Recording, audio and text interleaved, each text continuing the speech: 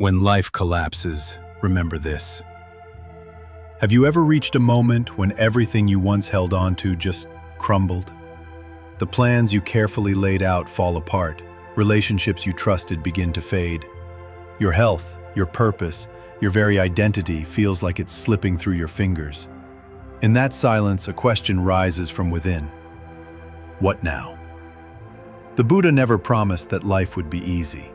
In fact, he acknowledged suffering as a natural part of existence. But he also offered us a path, a gentle, compassionate way to walk through the storms, not to escape pain, but to meet it with understanding and presence. When life shatters around you, the first instinct is often resistance. We fight reality.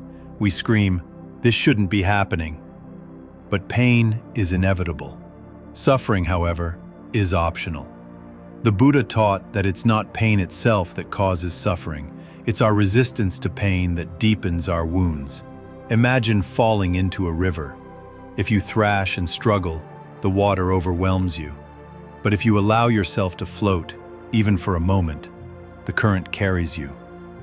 Likewise, when we stop resisting and simply accept what is, we give ourselves the first breath of peace. Acceptance isn't giving up. It's seeing clearly. It's whispering to yourself, "This is what is, and I can feel it without fixing it right now." That simple truth becomes the first step on the path to healing. This too shall pass. The truth of impermanence. When you're lost in darkness, it's easy to believe it will last forever. The pain feels endless, the sadness feels permanent, and hope seems like a distant memory. But the Buddha gave us a powerful truth, one that can shine even in our darkest moments. Everything is impermanent, even this. Nothing in life stays the same. Just as night eventually gives way to dawn, so too will your suffering shift and change. The clouds may be thick today, but behind them the sun never stops shining. This teaching of impermanence, anicca, is not meant to dismiss your pain. It's meant to remind you that pain, like everything else, is a passing visitor. Think back to a time when you thought you couldn't survive. A heartbreak, a loss, a fear that consumed you. And yet, here you are, breathing, alive, still walking. That moment didn't last forever. Neither will this one. Imagine a candle flickering in a pitch-dark room. Just one flame, and the space begins to change. That's how the truth of impermanence works. It doesn't erase the pain, but it makes room for light, for possibility, for something new. When life feels unbearable, anchor yourself in this truth. This is temporary. Remind yourself that even the deepest wounds begin to heal with time, and that no sorrow has ever stayed forever. The storm will pass. It always does. Your job is not to rush the storm away, but to stand in it with grace, to feel it fully, without becoming it. To remember that every moment, no matter how heavy, is already on its way to becoming something else. Let this truth be your quiet strength. Let it guide your next breath. And when fear tells you it's always going to be like this, whisper back, "This too shall pass." Let go of control. Surrender is not weakness. We suffer the most not because of what's happening, but because we can't let go of how we thought life should be. When the ground beneath us crumbles, our first instinct is to cling to old plans, to broken relationships, to the image of who we thought we were. But the Buddha teaches us, you only lose what you cling to. So much pain comes from trying to control what was never meant to be controlled. We grasp at certainty, outcomes, and people, hoping they'll keep us safe from chaos. But life is not a straight path. It's a river. It twists, it turns, and it carries us whether we like it or not. When we cling to one rock in the current, we suffer. When we let go, we begin to flow. Letting go doesn't mean you don't care. It doesn't mean giving up. It means trusting. Trusting that even in collapse, life is working on your behalf. Trusting that surrender is not a sign of failure, but of wisdom. Sometimes, when life falls apart, It's revealing to us what we've held onto too tightly. A role, a dream, a belief. The loss hurts, but it also frees. It invites you to ask, what am I being asked to release? What part of me is ready to be transformed? Letting go doesn't mean losing yourself. It means returning to your truest self. It's peeling back the layers of fear and expectation to remember who you were before the world told you who to be. It's opening your hands and allowing something new to come in. So if you're holding on so tightly that your soul is tired, pause, breathe, and ask gently, is this mine to carry? If not, release it with love. Surrender is not the end, it is the beginning. The moment you let go is the moment you begin to rise. Return to the present moment, one breath at a time. When your world collapses, the mind tries to escape. It races back to the past, replaying regrets and mistakes. It rushes forward into the future, weaving stories of fear and uncertainty. But in all that noise, you miss the only place peace can ever be found. Right here, in the present moment. Buddhist wisdom gently invites us back to now, back to the breath, because no matter how broken or lost you feel, this moment is still yours. This breath is still here, waiting for you. It doesn't demand that you fix everything. It simply asks you to arrive. Take a deep breath. In, out. Let it anchor you. Feel your feet on the ground, your chest rise and fall. Nothing else matters right now. Not the past that's already gone, not the future that hasn't come. Just this inhale, just this exhale. Thich Nhat Hanh once said, "The present moment is the only moment available to us, and it is the door to all moments." When you learn to rest in the now, even for a few seconds, something shifts. The panic quiets. The fear softens. You begin to see clearly, not from the mind's chaos, but from the heart's stillness. No matter what storms are raging around you, there is always stillness within. And that stillness is not a retreat from life. It is where life truly begins. When you return to presence, you return to your power.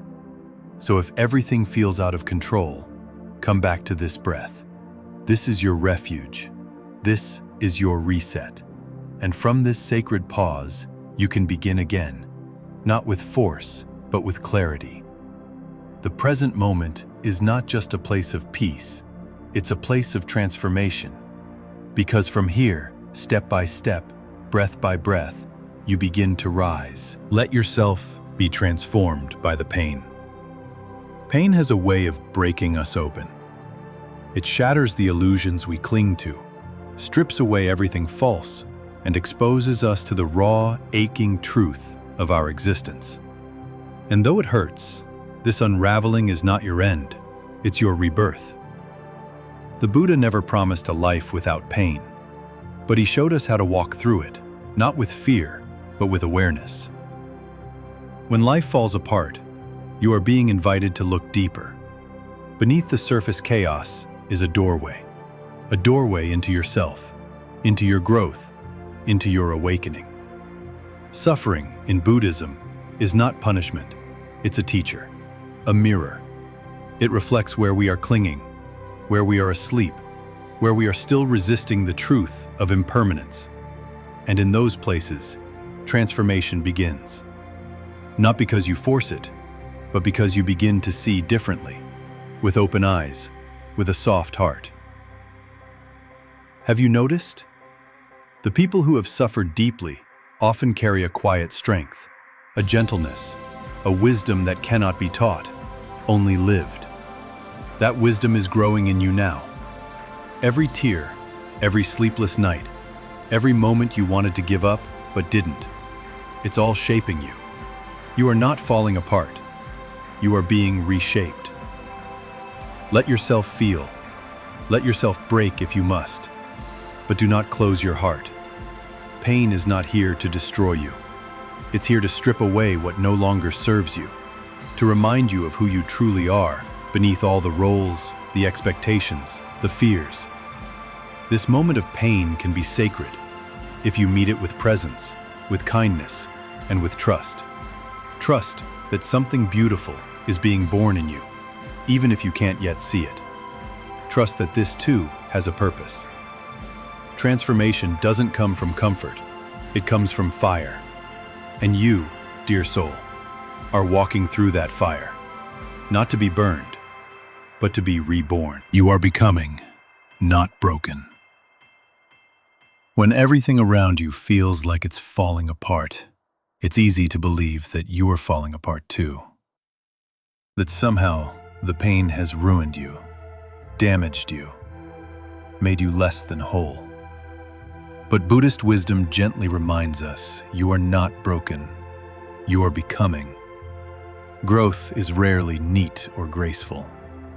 In truth, it's often messy, uncomfortable, even agonizing. The lotus, one of the most sacred symbols in Buddhism, blooms only in muddy water. It does not wait for perfect conditions. It rises slowly through the darkness, reaching for the light. And so do you. What feels like the end of something may actually be the beginning of a deeper version of you. Stronger, wiser, more compassionate. You're not returning to who you were. You're stepping into who you're meant to be. The Buddha taught that enlightenment is not something far away. It is found in your willingness to be present with your suffering, to learn from it, to allow it to open your heart instead of harden it.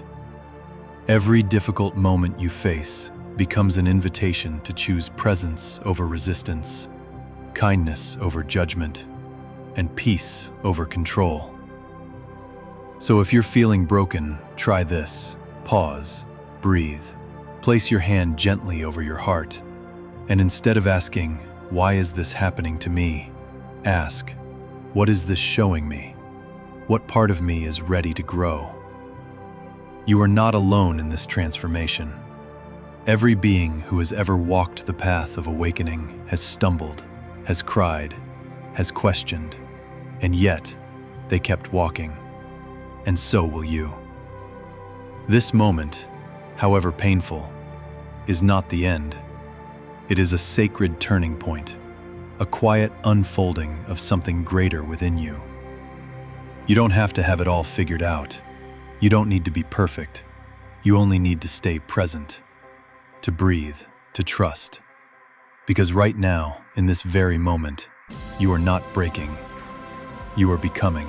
And so if you're hurting right now, please remember this. You are not alone. You are not broken. You are becoming. If this message brought you a moment of peace, I invite you to subscribe and walk this path of wisdom with us. You never have to face the darkness alone.